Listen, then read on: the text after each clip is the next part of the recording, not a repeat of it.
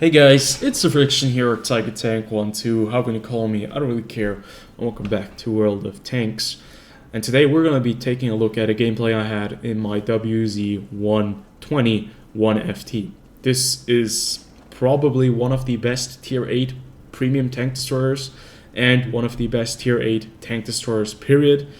This thing really does hurt enemy players. It has decent frontal armor, very good angling at that.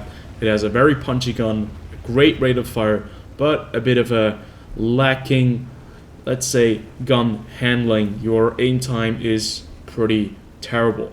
But still, this tank destroyer is really strong because it is kind of like a E25 at tier 8 with a bit of armor, and that can really punch above its weight.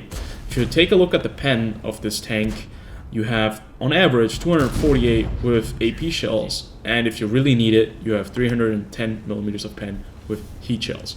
But don't worry, I will not be diving into the premium shells in this gameplay, because you don't really need it if you're playing against tier 9s and tier 8s, and mostly against tier 10s you will not need the premium shells either, except if you're going up against super heavily armored vehicles.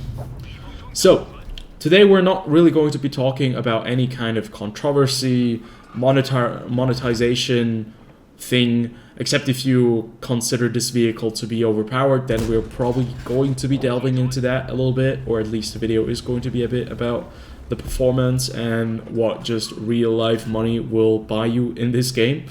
But today we're going to be talking about, the perfect game. The perfect game actually doesn't really exist, in my opinion, in World of Tanks. There are a lot of games that come very close to it, but having the perfect game is something that is really rare. There are a lot of games, I've played a lot of games in World of Tanks, in tank destroyers, light tanks, medium tanks, heavy tanks. There are so many factors that need to be in line to have a perfect game, and it's so difficult. But every once in a while, you have a game that is almost really perfect. In the sense of damage, in the sense of, hits, RNG, kills, and gameplay length. And it's all those really interesting things that come into a huge melting pot and create this amazing experience that you have in World of Tanks that I think I used to have a lot more previously, but kind of has fallen a bit short in recent times in World of Tanks. I've noticed myself playing World of Tanks, I've not been playing it as actively as before, because I've noticed that I will really get upset with all things considered, with the annoying, artillery, matchmaking, bad teammates, bad luck with RNG. All of that combined, if you play too long, it kind of gets really annoying and stressful. And I've noticed that you can actually get past that if you just play, in bits. You play every couple of days a little bit, but I've actually noticed that I've run into a problem that when I'm trying to grind credits, well, you have to spend a lot of time in the game, because even with the booster, even with premium time, with premium tanks, the amount of credits you earn is kind of laughable, especially if you consider how much experience you get, that you always unlock the tank first, and you are basically without any without any credits, and it kind of sucks. But still, that's not the topic of this video. That's probably going to be a topic for the next one. You can see that we have finally managed to push the enemy team out of the city. They never actually even managed to reach the city, because the Leopard prototype A right here managed to spot all of these targets for us, and we were at 2,624 damage right there very early on in the game.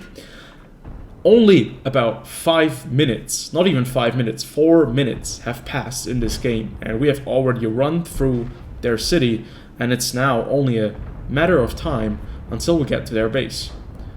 But tragedy strikes. You can see we've been too slow. Our tanks in the south, fighting for the ridgeline, fighting for the tracks, were overpowered by the sheer amount of vehicles that were there. So now we have a race on who gets to the base first, and who's going to be able to defend their position. Now with this tank, you want to be constantly firing because this vehicle just has really great DPM. But you obviously do not want to catch a shell from the ISU 152K. That thing really hurts. It is the old school ISU 152. It has the old school BL9 gun, and that gun really does a lot of damage. Right here you can see the aim time is just not good enough for me to zoom in fast enough to have the accurate shot and to be able to take out the SU-130PM. But with the rate of fire that we have on this vehicle, we're going to be able to do quite a bit of damage. So we've done 3,000 damage up to this point. The enemies have basically been pushed back into the corner, and the Burask is now probably one of the most dangerous tanks for us because he just took out the STA-1, and it looks like he's going to be moving towards the base.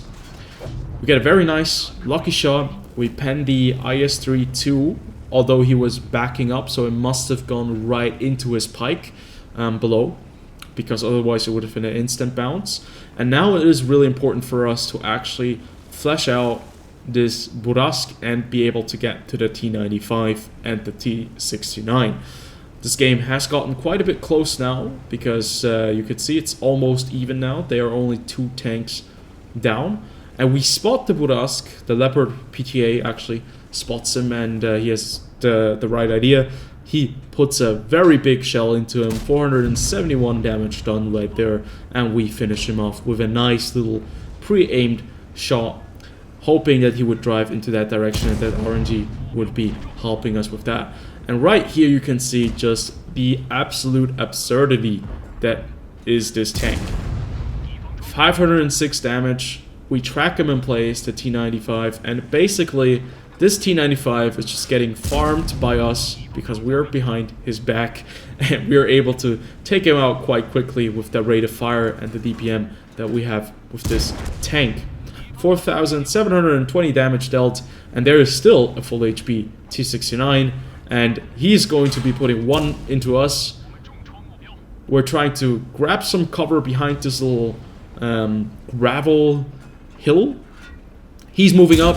He bounces or misses us, and I think the next shot is going to be a bounce, and he finishes off the G-Sor, and we finish him off, finishing the game at 6,028 damage, and giving us, actually, we have just managed, or I'm not sure if we just unlocked the next mastery badge, or the next what do you call it? Yeah, the next marks of excellence. Mark of excellence, exactly. But this tank certainly is a very big powerhouse. Yeah, WZ-120, certainly one of the better premium tanks, one of the best, if you may say so. And certainly not what you should be expecting of the Chinese tank destroyer lineup, because all the tank destroyers are pretty garbage, and this is very unique. Maybe the low tiers are quite fun, but yeah, I haven't really played a lot of Chinese tank destroyers. No one is really playing them, so I think it tells you a lot about it. So, hope you guys did enjoy. As always, comment, like, and subscribe, and I'll see you guys on the next video.